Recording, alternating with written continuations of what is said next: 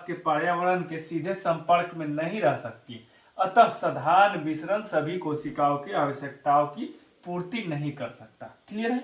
अब आइए इसको समझ लेते हैं कि ये कहना क्या चाह रहा है। ठीक है, देखिए यहाँ पे बोल रहा है ना कि जो एक कोशिकीय जीव है, आइए इसको थोड़ा और अच्छे से देखते हैं तो क्लियर हो जाएगा। ठीक है, चलिए अगर हम बात करें कि हमारे आसपास जितने भी जीवित से पदार्थ हैं, जीव हैं, जो भी जीवित पदार्थ हैं उनको तो हम जीव ही ना कहते हैं, जितने भी जीव हैं अगर हम उनको बांटना चाहें तो हम दो कैटेगरी में बांट सकते हैं या नहीं, बताइए। जो भी जीव है हमारे आसपास इनको हम दो कैटेगरी में बांट सकते हैं या नहीं, वो बताइए। कौन कौन सा कैटेगरी हो जाएगा? पहला, एक कोशिकीय जीव। क्या हो जाएगा? एक कोशिकीय जीव। ठीक है, और दूसरा क्या हो जाएगा? बहुकोशिकीय जीव। क्या हो जाएगा? बहुकोशिकीय जीव। इस तरह हम लोग बांट सकते हैं ना, एक कोशिकीय और बहुकोशिकीय में। क्लियर है बच्चों? ठीक है, अब देखिए यहाँ पे कहने का मतलब क्या है। अगर हम जीव, जो भी हमारे आसपास जीव हैं उनको बांटना चाहें तो बहुत आराम से एक कोशिकीय और बहुकोशिकीय जीव में बांट सकते हैं। अब जो भी एक कोशिकीय जीव है इनके जीवन का संरचना क्या है? चूंकि ये एक कोशिका से ही बने हुए हैं और इनके अंदर जो भी जैव प्रक्रम है, जैसे पोषण हो गया, श्वसन हो गया, उत्सर्जन हो गया, प्रजनन हो गया, यह सभी एक ही कोशिका से होना है। इसका मतलब क्या है कि एक ही कोशिका है जो जीव की तरह काम कर रहा है। तो कौन सा प्रक्रिया होगा जिससे कि ये सारा कौन सा वो प्रक्रिया है जिससे कि सब कुछ हो जाएगा? तो बुक क्या बताया, वो प्रक्रिया क्या होगा? साधारण विसरण। क्या होगा? साधारण विसरण। साधारण विसरण। अब बोल रहा है कि जो एक कोशिकीय जीव है उसके अंदर जो भी जैव प्रक्रम है जो जीवन के लिए आवश्यक है वो सभी साधारण विसरण के द्वारा ही हो जाती है। अब साधारण विसरण के द्वारा क्यों होती है? क्योंकि वो जो कोशिका है वो सीधे वातावरण के संपर्क में है। क्लियर है? अब कहिएगा कि सर उदाहरण दीजिए एक कोशिकीय जीव, तो आइए बता देते हैं। आप लोगों ने सुना होगा अमीबा का नाम, सुना है ना? अमीबा, इंग्लिश में इसको लिखते हैं AMOEBA, अमीबा। अमीबा क्या है? एक कोशिकीय जीव है। फिर जितना भी जीवाणु आप लोग जानते हैं, जो भी जीवाणु आप लोग जानते हैं, सब का सब जीवाणु क्या होता है? एक कोशिकीय। जितना जीवाणु है वो सब क्या होगा? एक कोशिकीय। जीवाणु को इंग्लिश में हम लोग क्या कहते हैं? बैक्टीरिया। आया बात समझ में? क्लियर है? अब इन सब को छोड़ के जो भी और जीव हमारे आसपास बच जाएगा वो सब क्या हो जाएंगे? बहुकोशिकीय। क्लियर है? अब आइए बहुकोशिकीय में थोड़ा और अच्छे से हम लोग देख लें तो ज्यादा क्लियर हो जाएगा। ठीक है, अब जब हम जीवन की संरचना की परिकल्पना करते हैं बच्चों को, तो वहां हम क्या देखते हैं? सबसे पहले क्या आता है हमारे पास? सबसे पहले हमारे पास आता है कोशिका। क्या आता है? सबसे पहले हमारे पास क्या आता है बच्चों? कोशिका। सबसे पहले क्या आता है? कोशिका। ठीक है, सबसे पहले आता है कोशिका। क्यों सबसे पहले कोशिका आता है? क्योंकि किसी भी जीव के शरीर का जो सबसे छोटा रचनात्मक एवं कार्यात्मक इकाई है वो कोशिका ही है ना। तो जब भी हम जीवन की परिकल्पना करेंगे तो सबसे पहले क्या आएगा? कोशिका। अब बहुत सारे कोशिका जब आपस में मिल जाएंगे तो किस चीज का निर्माण करेंगे? उत्तक का। ठीक है बच्चों, और बहुत सारे उत्तक जब आपस में मिल जाएंगे तो किस चीज का निर्माण करेंगे? अंग का। और बहुत सारे अंग जब आपस में मिल जाएंगे तो वो किस चीज का निर्माण करेंगे? अंग तंत्र का। और बहुत सारे जब अंग तंत्र आपस में मिल जाएंगे तो वो किस चीज का निर्माण करेंगे? जीव का।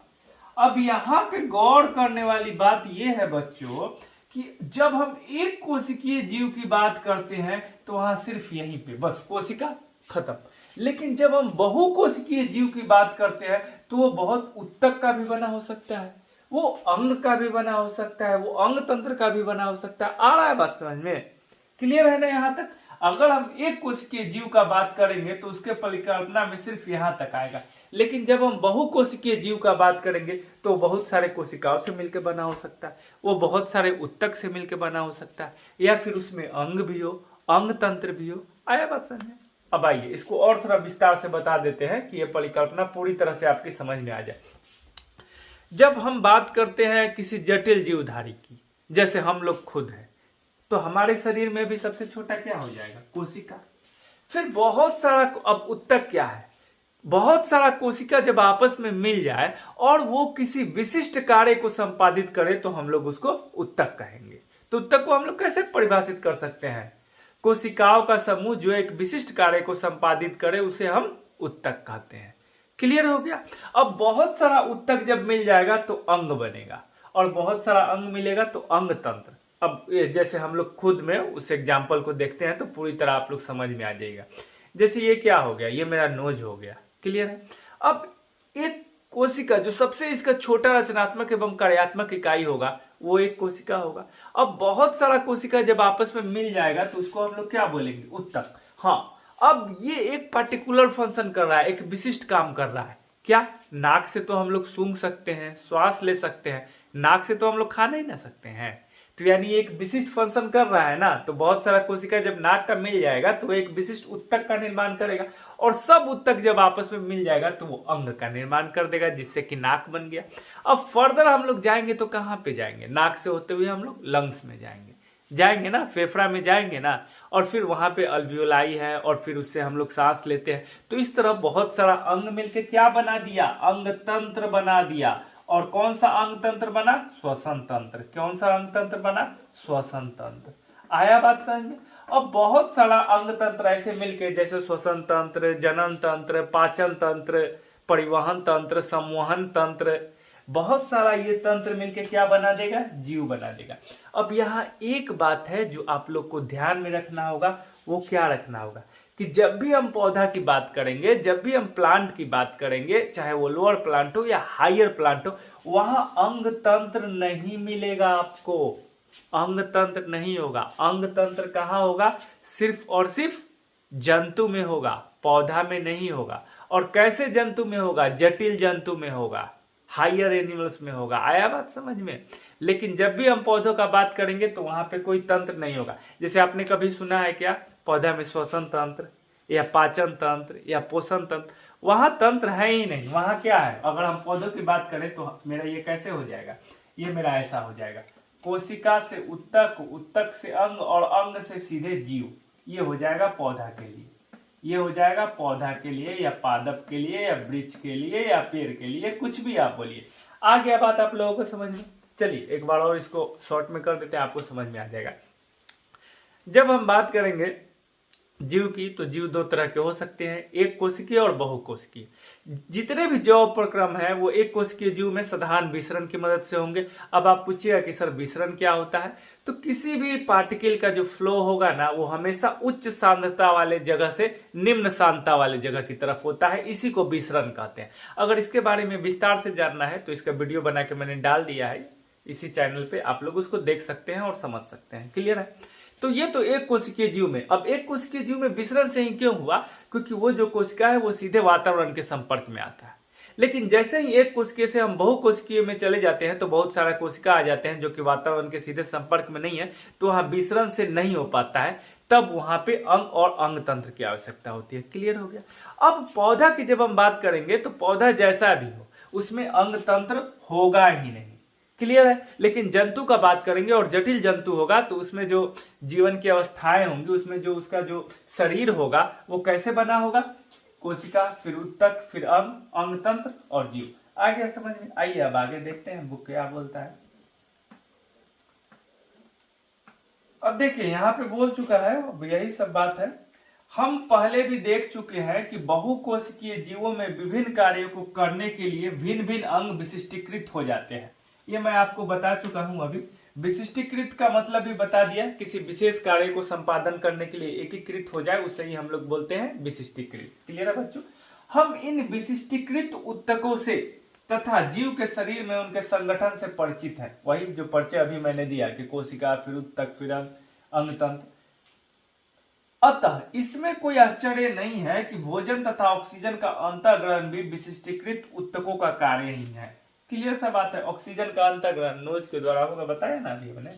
परंतु इससे एक समस्या पैदा होती है। यद्यपि भोजन एवं ऑक्सीजन का अंतर्ग्रहण कुछ विशिष्ट अंगों द्वारा ही होता है, परंतु शरीर के सभी भागों को इनकी आवश्यकता होती है। सही बात है, शरीर के सभी भागों को इनकी आवश्यकता होती है।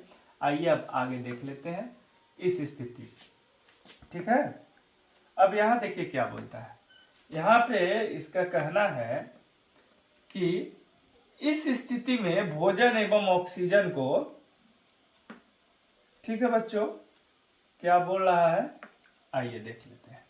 हाँ, बोल रहा है कि इस स्थिति में भोजन एवं ऑक्सीजन को एक स्थान से दूसरे स्थान तक ले जाने के लिए वहन तंत्र की आवश्यकता होती है। मैंने अभी बताया ना आपको, वहन तंत्र क्या हो गया, ट्रांसपोर्टेशन सिस्टम।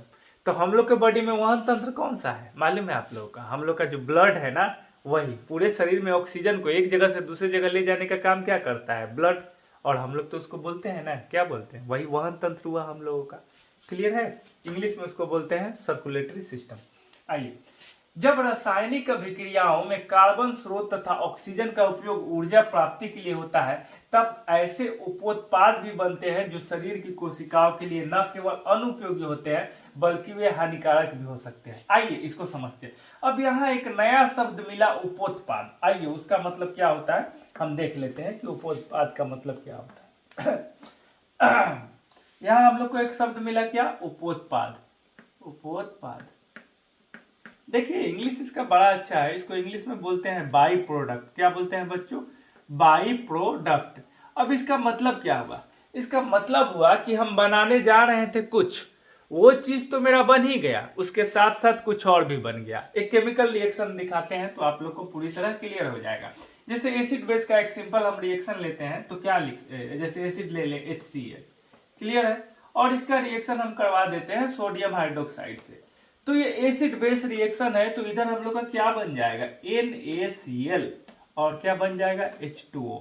अब यहाँ ध्यान दीजिए, ये क्या हो गया, ये हो गया एसिड, जिसको हम लोग हिंदी में क्या बोलते हैं, अम्ल, ठीक है, और ये हो गया बेस, जिसको हम लोग हिंदी में क्या बोलते हैं, क्षार, बोलते हैं ना, क्षार, ठीक है। और अम्ल और क्षार का जब अभिक्रिया हो गया तो ये हमारा क्या बन गया, साल्ट, ठीक है, खाने वाला ही साल्ट है, कॉमन टेबल साल्ट है, जिसको हम लोग क्या बोलते हैं हिंदी में, लवण। और यहाँ पे हम लोग का क्या बन गया, वाटर, ठीक है, हिंदी आप लोग जानते हैं, जल।